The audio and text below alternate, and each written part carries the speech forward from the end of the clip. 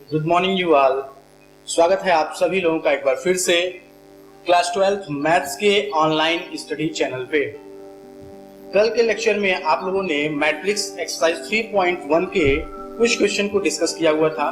उसमें question number 6 के problems को सॉल्व किया हुआ था। 6 के बाद क्वेश्चन नंबर 7, क्वेश्चन नंबर 8 आप लोगों को होमवर्क दिया गया था। क्वेश्चन नंबर 10 वाले जो प्रॉब्लम है, ये काफी स्टूडेंट्स की डिमांड आ रही है। क्वेश्चन नंबर 10 सर बता दीजिए। तो क्वेश्चन नंबर 10 देखें। क्वेश्चन नंबर 10 दिया गया है कि कोई 3x3 कोट के ऐसे अवयवों की कुल संख्या कितनी होगी जिनकी प्रत्येक प्रविष्टि पे या तो 0 है या तो 1 है।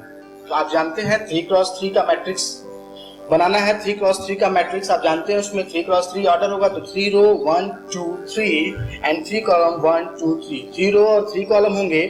टोटल नंबर ऑफ एलिमेंट्स आएंगे 9। ओके, अब कहा है कि प्रत्येक प्रविष्टि पे, इसका मतलब क्या है, हर एक पोजीशन पे या तो 0 रहना है या तो 1 रहना है।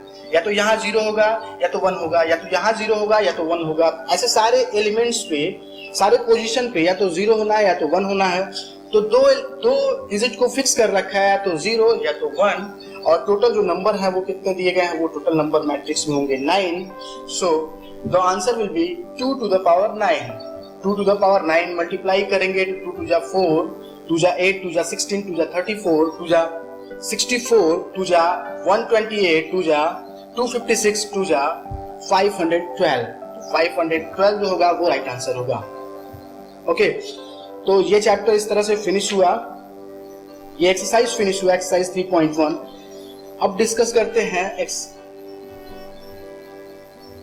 मैट्रिक्स के मल्टीप्लिकेशन के बारे में। मैट्रिक्स का मल्टीप्लिकेशन कैसे होता है।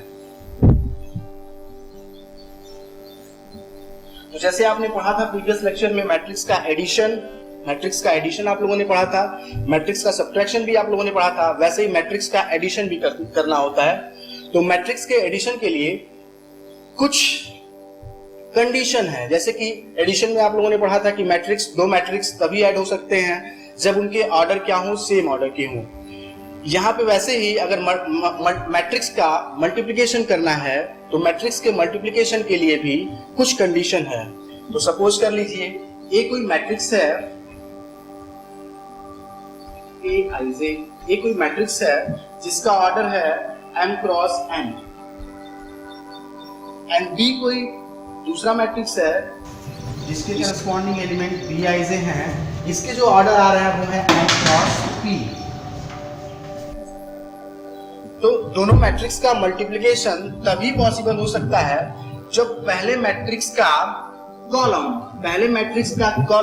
और सेकेंड वाले मैट्रिक्स का रो इक्वल हो जाए।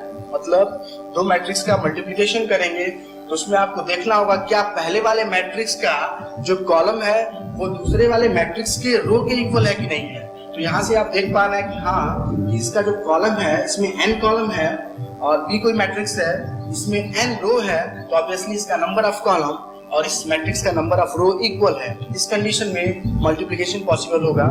सो ए बी मल्टीप्लाई कर सकते हैं। और सपोज कर लीजिए जो ए बी है वो कोई मैट्रिक्स मिला सी जो होगा वो किस ऑर्डर का होगा, जो सी का ऑर्डर होगा वो होगा m क्रॉस p के ऑर्डर का। मतलब पहले वाले का रो और दूसरे वाले का कॉलम, मतलब m क्रॉस p का। ओके, कुछ एग्जांपल से डिस्कस कर लेते हैं इस टॉपिक को। एग्जांपल से बेटर समझ में आएगा। तो let us discuss an example.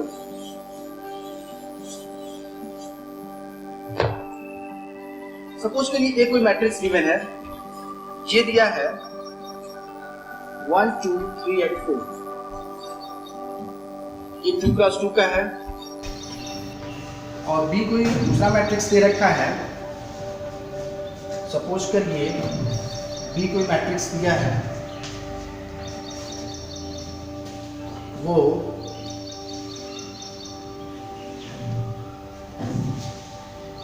ये 2x2 का है, तो वो मैट्रिक्स मैं मान ले रहा हूं कि वो 2x3 का है। तो 2x3 के जो एलिमेंट्स दिए गए, मतलब 2 रो होना चाहिए और 3 कॉलम होना चाहिए। तो 1 2 3 4 1 and 2। सपोज करिए भी कोई ये मैट्रिक्स है, तो क्या दोनों मैट्रिक्स का मल्टीप्लिकेशन पॉसिबल है, तो दोनों मैट्रिक्स में आप देख पा रहे हैं ए भी आप निकाल पाएंगे कि नहीं निकाल पाएंगे। ए बी के लिए कंडीशन था कि पहले वाले मैट्रिक्स का जो कॉलम होना चाहिए और दूसरे वाले मैट्रिक्स का रो होना चाहिए वो इक्वल होना चाहिए। तो यहाँ पे आप देख पा रहे हैं कि फर्स्ट वाले मैट्रिक्स का कॉलम है 2 और सेकेंड वाले मैट्रिक्स का रो है 2। इसका मतलब मल्टीप्लिकेशन पॉसिबल है। तो मल्टीप्लिकेशन के लिए क्या करेंगे,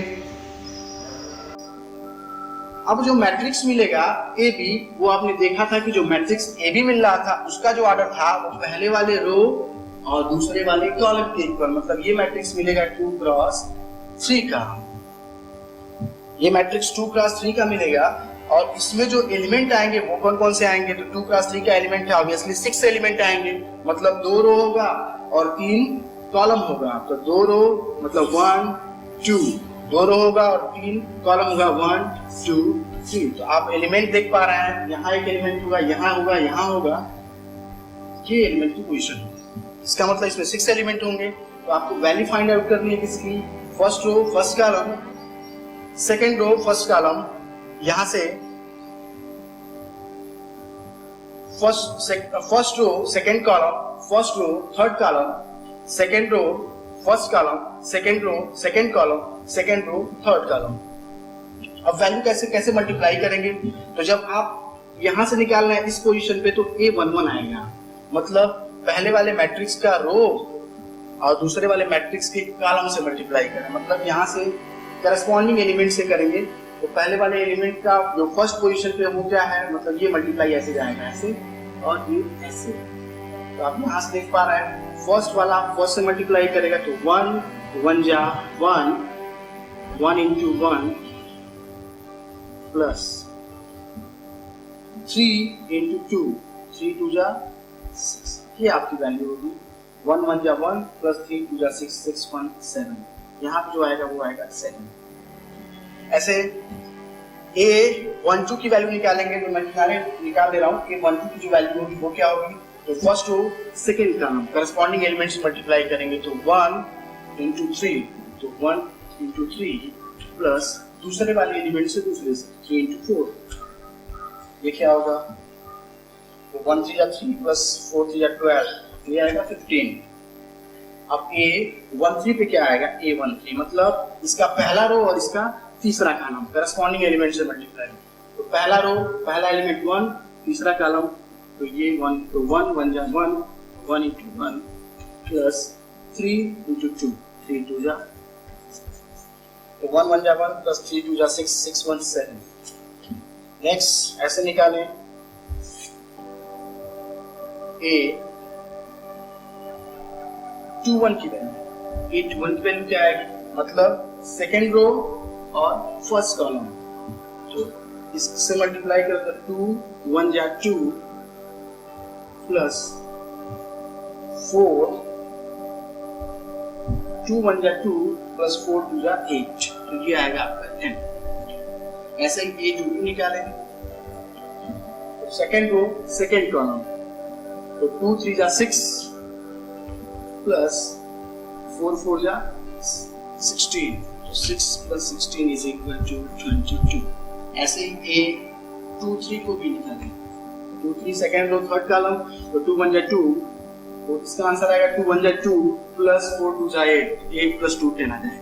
ये आपकी वैल्यू मिल गई। A12 की वैल्यू निकाला आपने, A11 की वैल्यू यही निकाला आपने। A11 की जो वैल्यू आई है वो कितनी आई है, वो 7 आई है। A12 की वैल्यू आ गई 15, A13 की वैल्यू आ गई 7, A21 की वैल्यू आ गई 10, A22 की वैल्यू आ गई 22, A23 की वैल्यू आ गई 10।